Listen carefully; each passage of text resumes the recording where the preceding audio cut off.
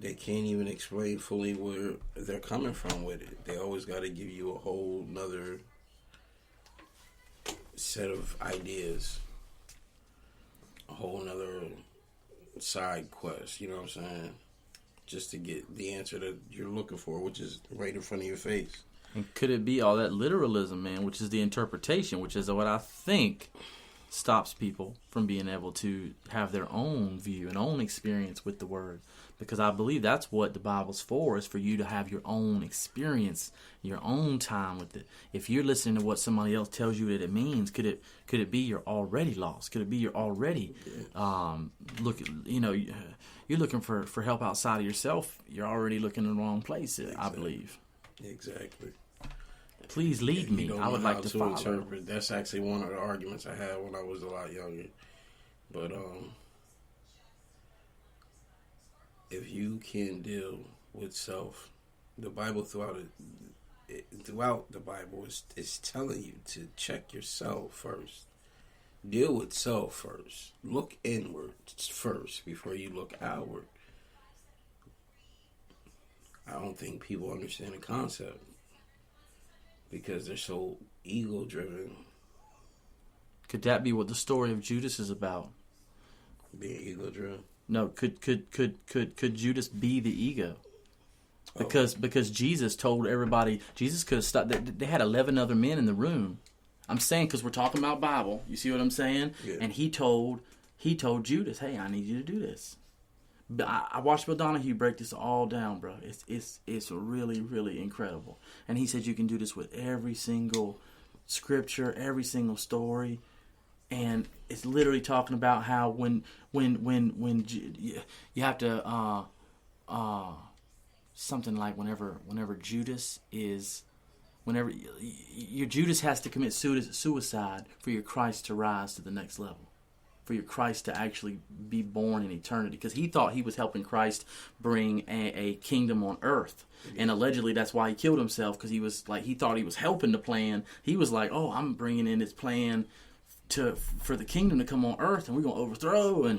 But he, then that's why he committed suicide, because he felt so bad, because he didn't realize that was the thing. Everybody paints Judas as a betrayer, but all he did was follow what Jesus said. Yeah. Jesus asked him to go do what he was about to do.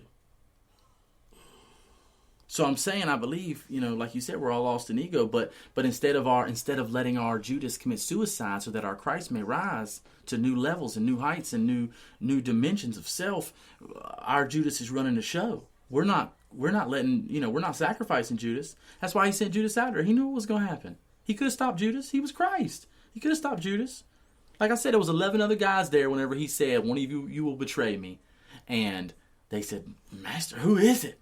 Who is it, Lord? Who is it? He said, the one I passed the sop to. Could there be more meaning to sop? Could there be a second definition that we are not, you know what I'm saying? Donahue went and looked up sop in Webster's and showed what it really means to the sword, because the first definition is when you dip bread. Yeah. That's just one. That's once again, literal or the figurative meaning. And then there's a second definition. And man, it just plugs in so beautifully, bro. You just said the ego, and it just kind of, I listened to an entire Bible story. We're talking about how the Bible, and now you're talking about how the ego gets in the way. So I listened to an entire story Jesus gave us, that these ancient writers gave us in the myth form, to be able to deal with that. And here we are thousands of years later with that amazing information. And how is it that we still are clueless and still lost in self, divided within, taking everything literal? How is that even still happening? Control. But the man himself said, we talking about the red verses though. The man himself said. I mean, but everybody got a full sense of spirituality. Could that be that ego? Could that be what that ego does? It gives you a fake path to go down. And I mean, it's not always ego, because you got people misleading you. But if your ego was in check, could you be misled? Or would you have discernment? Would you be able to see clearly? Would you be able to sense intent? Would your empathy be higher? Would your clarity be more pure?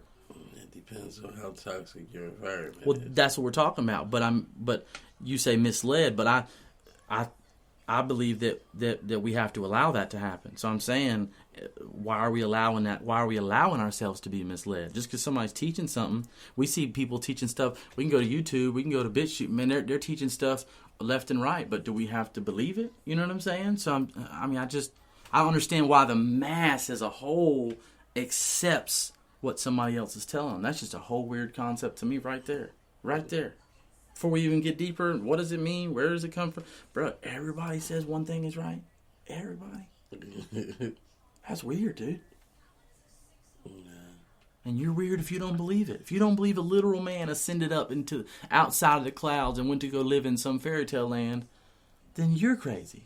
If you don't believe that some guy is going to come back on a white horse through the clouds and he's going to wage war and kill 2/3 of the people and clean out and have a new earth. If you don't think that's real, then you're the crazy one.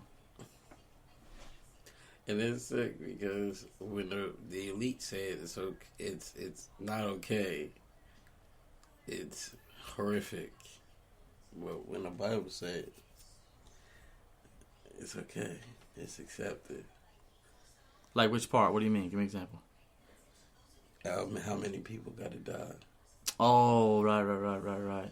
Yeah, even the Bible. Well, bro, could it be that it's the same people that wrote it, though? I know. Could it be that they're trying to force biblical prophecy because they made the prophecy? People ain't even paying attention to how close those lines were. Well, that's why we're talking about the whole state of Israel and how the actual rabbis protested. Because, bro, I believe that we've got these people who wrote the Bible, and then now they're coming back later and they're like, hey, we can make it happen, and everybody will follow along because they'll think it's divine because this book came from 1,000 years ago.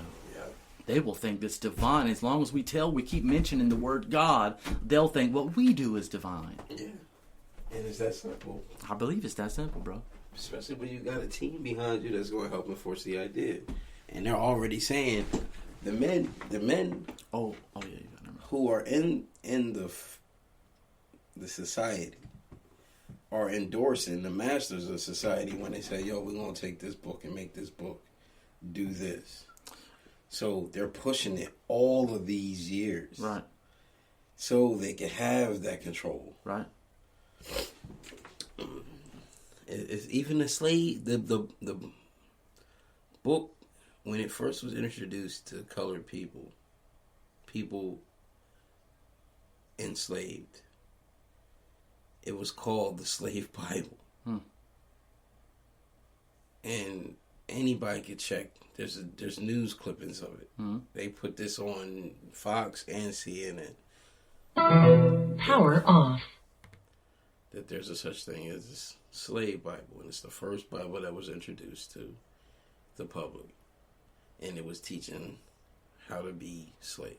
Well, could there be a reason why the New Testament says in 11 different places, I believe 11 different places, that you should honor the government, and that the government is selected by God, and that a good Christian obeys the government? Where did that come from?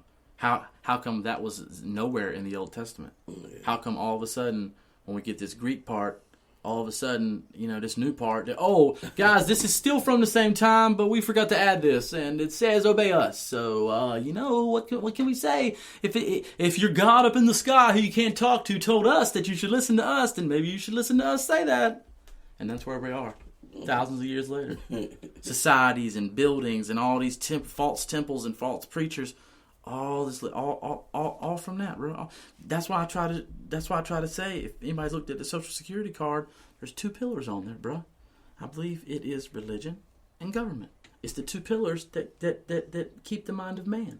It's the 2 pillars that bind the mind of man, bro. Religion and government. Religion and government. It's the 2. I believe it's the 2 pillars on the side of the Social Security card, bro. And that's why your name is right there in the middle of it. And there's even a top thing. There's a mantle of God, a mantle of Yahweh over top of it.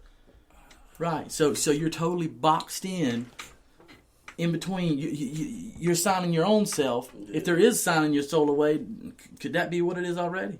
Yeah, I ain't never paid attention to That's why they have the cross and the crown, bro. Go to TBN, bro. They show you the cross and with the crown. They show you the 2 things that are working together. They show you a cross and a crown right in the middle of it, because it's the government and religion. If we don't get you with government, we're going to get you with religion. Yeah. And so that, That's why I was saying they're always on both sides. because they created both sides, I believe. Yeah, they created both sides. Because why would you need a book to have a personal relationship with a power that is that is inside yourself? Why would you need a book or them or preachers or interpretations? Why would you need that?